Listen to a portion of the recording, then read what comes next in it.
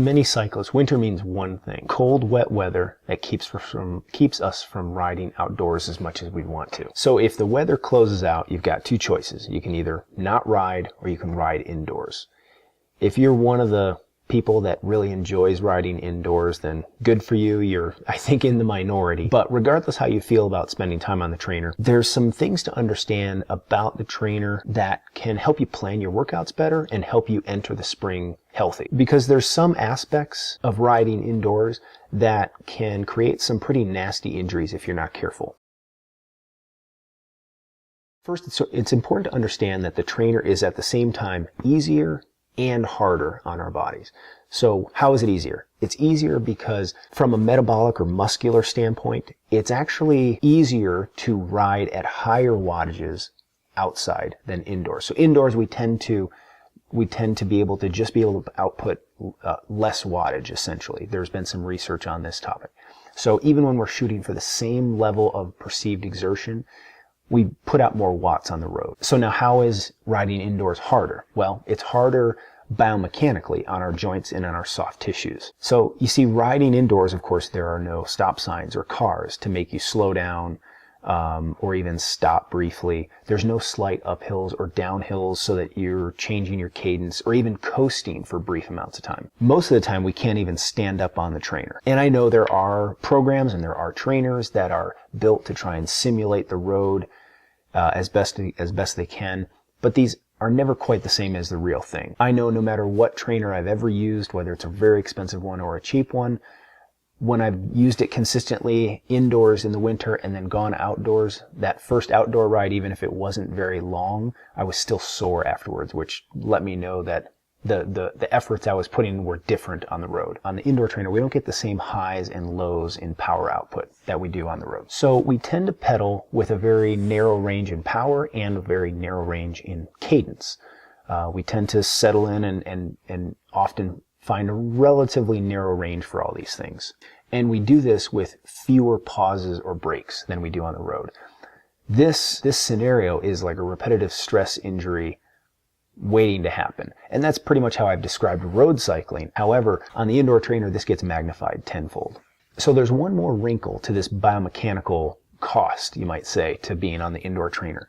And it's the fact that the bike doesn't move underneath the rider as they pedal. This can be really significant because it can cause an interruption, you might say, in the biomechanical chain of events that are going to occur. So it can affect issues from the feet all the way up to the hands. But it'll have the most pronounced effect we're right in the middle, where we bear the most weight on the bike, and that's with our hips or our sit bones on the saddle.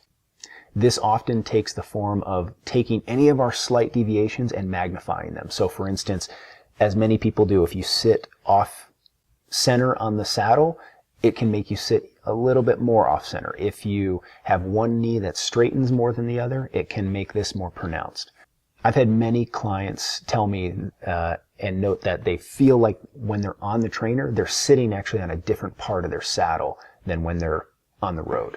Now, we don't turn into a biomechanical wreck when we're on the trainer, at least not most of the time. But these little subtle increases in deviations, they can add up, especially given the fact, as we discussed earlier, that we're asking more from a repetitive standpoint of the body as well.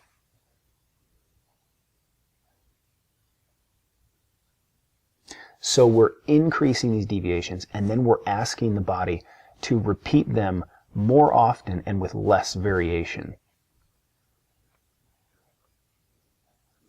Put another way, we're taking the worst version of you on the bike, and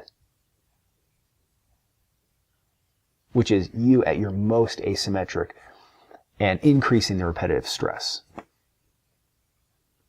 I think this is just one of the reasons that towards the end of the winter, I get a run of checkups for knee tendonitis in my office.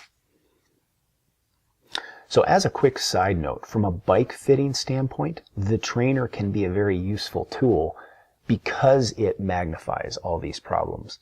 But that's another discussion down the road.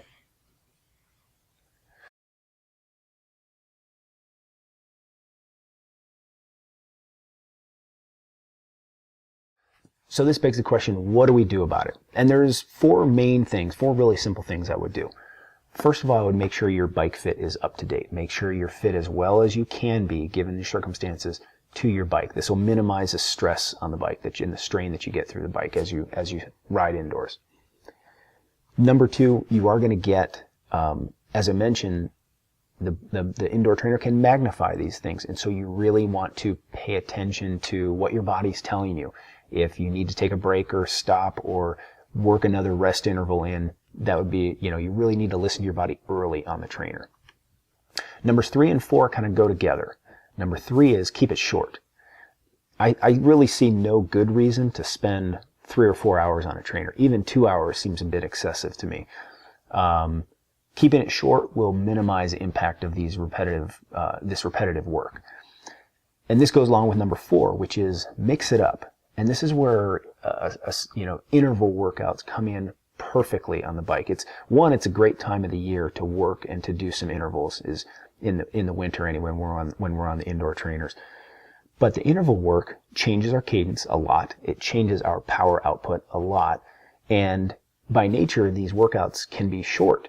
So we get to mix it up and keep it short, and it works well with the time of the year, and then we also don't have to spend as much time on the trainer. So I'm definitely of the belief that you can get a lot done on the trainer in 45 minutes to an hour and a half. And I don't think that there's that much more to be gained indoors past, say, the hour and a half or 2 hour mark at the very most. So keep it short, keep it variable. And by doing this, hopefully you can make it through the winter. Physically, you'll be in better shape for having done this. And hopefully you'll be able to maintain your mental sanity by not spending quite as much time on the trainer. So that's it for now. Thanks for hanging in there, and we'll catch you next time.